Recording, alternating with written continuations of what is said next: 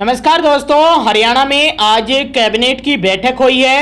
हरियाणा के मुख्यमंत्री नायब सिंह सैनी की अध्यक्षता में कैबिनेट की बैठक में 12 एजेंडे रखे गए थे। 12 एजेंडों पर चर्चा हुई है, फिर उन पर कैबिनेट ने मोहर लगाई है। कौन सी एजेंडे हैं, कौन सी 12 बड़ी घोषणाएं हुई हैं, आज की कैबिनेट बैठक में क्या है पूरी अपडेट, क्या फैसले हुए हैं, जान लीजिए। आगे भी आप हरियाणा में कैबिनेट बैठक संबंधित, सीएमओ हरियाणा चंडीगढ़ संबंधित, मुख्यमंत्री कार्यालय या हरियाणा सरकार की हर घोषणा, फैसले, नियम, निर्देश, आदेश, योजना, सूचना, निर्णय की जानकारी रोजाना जानना चाहते हैं या हरियाणा के हर डिपार्टमेंट, विभाग, बोर्ड, कॉर्पोरेशन, निगम की लेटेस्ट अपडेट के लिए स्टेट नॉलेज टीवी हिंदी के साथ जुड़ जाइए और सब्सक्राइब जरूर कर लीजिएगा और वीडियो को ज्यादा से ज्यादा शेयर कीजिए। बता दें कि हरियाणा के मुख्यमंत्री नायब सिंह सैनी की अध्यक्षता में आज गुरुवार को कैबिनेट मीटिंग हुई है।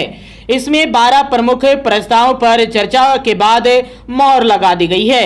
विधानसभा के मानसून सत्र पर भी फैसला लिया गया है।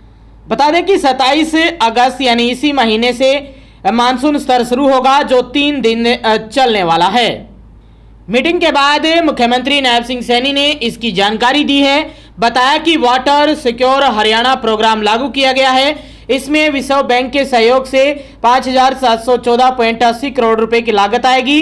वहीं 15 सिंचाई क्लस्टरों में 48.94 लाख एकड़ भूमि कवर होगी, जिससे 45 लाख लोगों को लाभ मिलेगा। महिला स्टार्टअप्स को प्रोत्साहन योजना को भी हरी झंडी दे दी गई है। वहीं इसमें 1 वर्ष तक लीज जो रेंट पर 50% सब्सिडी, अधिकतम 10 लाख, 7 वर्षों तक 100% जो स्टेट जीएसटी छूट और 50,000 से 1 लाख तक के अनुदान दिया जाएगा। वहीं कोचिंग संस्थानों के लिए रजिस्ट्रेशन अनिवार्य कर दिया गया है, यानी जो कंपटीशन की तैयारी करवाते हैं कोचिंग सेंटर, उनके लिए रजिस्ट्रेशन होना अनिवार्य है। नए नियम 2026 के तहत सभी प्राइवेट कोचिंग सेंटरों को सरकारी पोर्टल पर पंजीकरण कराना अनिवार्य होगा। वहीं नर्सिंग होम नीति में बदलाव के साथ डॉक्टर अब अपने स्वामित्व के अलावा लीज पर लिए गए रिहायशी प्लॉट पर भी नर्सिंग होम चला सकेंगे। अब जान लीजिए आसान भाषा में सभी एजेंडों के बारे में जो चर्चाएं हुई हैं, क्या घोषणा हुई है, पूरी डिटेल के साथ। वाटर सिक्योर हरियाणा प्रोग्राम किन्हें और कितना फायदा। राज्य के 15 इलाके सिंचाई क्लस्टरों में करीब 49 लाख एकड़ खेती वाली जमीन को इसके तहत लाया जाएगा। इससे लगभग 45 लाख लोगों किसानों को सीधा फायदा होगा। नहरों और नालों की मरम्मत, पानी की बर्बादी रोकने के लिए 104 नहरों और खेतों तक पानी पहुंचाने वाले 620 नालों, खाड़ों, जलमार्गों की मरम्मत और सुधार किया जाएगा। नए प्रोजेक्ट का निर्माण, पानी सहेजने के लिए 131 नई जल संरचनाएं, वाटर स्ट्रक्चर बनाई जाएंगी। कम पानी में बेहतर खेती के लिए 120 नई सूक्ष्म सिंचाई, माइक्रो इरिगेशन, ड्रिप और स्प्रिंकलर योजनाएं शुरू होंगी। खराब जमीन का सुधार, जिन खेतों में पानी भर जाने से फसल खराब हो जाती है, ऐसे 2 लाख एकड़ जलभराव वाली जमीन से पानी निकालने और उसे सुधारने का काम होगा।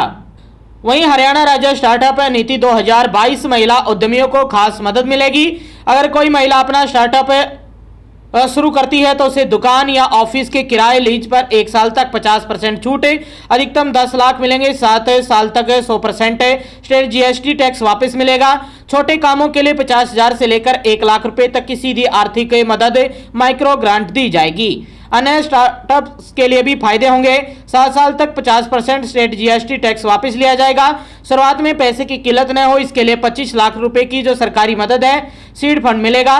सरकारी सामान खरीदने की प्रक्रिया में भी 10% हिस्सा नए स्टार्टअप के लिए आरक्षित यानी रिजर्व रहेगा, जिससे उन्हें बड़े सरकारी ऑर्डर मिल सके। स्कूली बच्चों के लिए बच्चों में नए आइडिया और बिजनेस की समझ विकसित करने के लिए 10,000 विशेष DIY यानी डू इट योरसेल्फ किट बांटी जाएगी। वहीं प्राइमरी कोचिंग संस्थानों के लिए नए नियम आ गए हैं, यानी प्राइवेट सरकारी पोर्टल पर रजिस्ट्रेशन, चाहे पुराना कोचिंग सेंटर हो या नया, सभी को सरकार के ऑनलाइन पोर्टल पर अपना रजिस्ट्रेशन यानी पंजीकरण कराना जरूरी होगा। छात्रों के लिए जरूरी सुविधाएं, हर कोचिंग सेंटर में बच्चों के लिए पीने का साफ पानी, सही बिजली व्यवस्था, आग से बचाव, फायर सेफ्टी के उपकरण और मेडिकल फर्स्ट एड प्राथमिक चिकित्सा का इंतजाम होना अनिवार्य है। वेबसाइट पर जानकारी देना जरूरी है। कोचिंग संस्थानों को अपनी ऑफिशियल वेबसाइट पर सेंटर की सुरक्षा व्यवस्था और छात्रों से जुड़ी सभी जानकारियां साफ साफ लिखनी होगी ताकि पेरेंट्स और बच्चे उसे देख सकें। वहीं नर्सिंग होम स्थापित करने की नीति में संशोधन हो गया है। लीज वाली जगह पर भी नर्सिंग होम अब खुल सकता है। पहले डॉक्टर सिर्फ अपने खुद के रिहायशी प्लॉट पर ही नर्सिंग होम खोल सकते थे। अब वे किराए या लीज पर लिए गए रिहायशी प्लॉट पर भी नर्सिंग होम शुरू कर सकेंगे।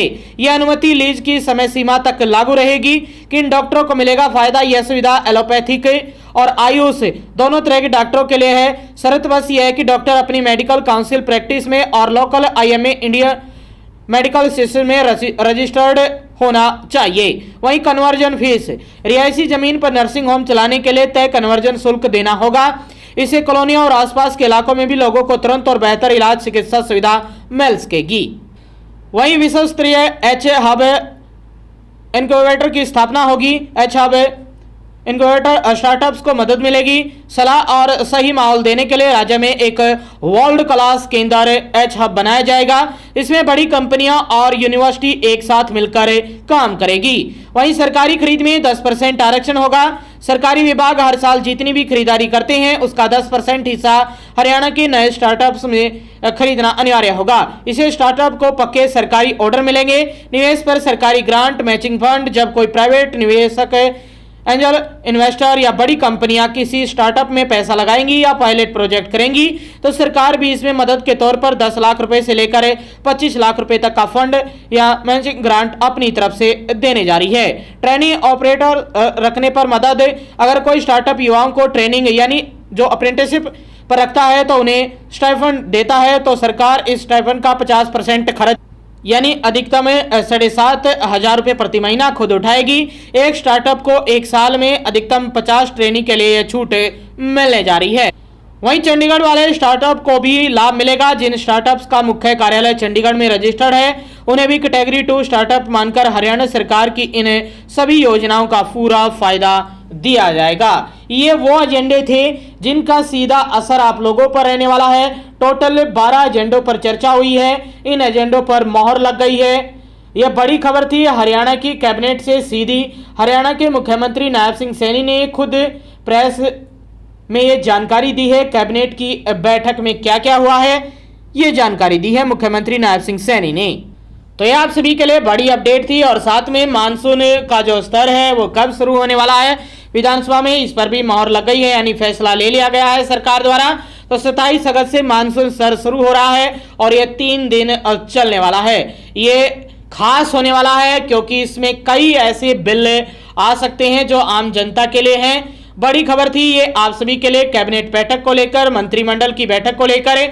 आगे भी आप हरियाणा में कैबिनेट बैठक संबंधी CMO हरियाणा, मुख्यमंत्री कार्यालय चंडीगढ़ हरियाणा या हरियाणा सरकार की हर घोषणा, फैसले, नियम, निर्देश, आदेश, योजना, सूचना, निर्णय की जानकारी रोजाना जानना चाहते हैं या हरियाणा के डिपार्टमेंट, विभाग, बोर्ड, कॉर्पोरेशन, निगम की लेटेस्ट अपडेट के लिए स्टेट नॉलेज टीवी हिंदी को सब्सक्राइब जरूर कर लीजिएगा। मिलते हैं एक और अच्छी अपडेट के साथ। इस वीडियो को ज्यादा से ज्यादा शेयर कीजिए।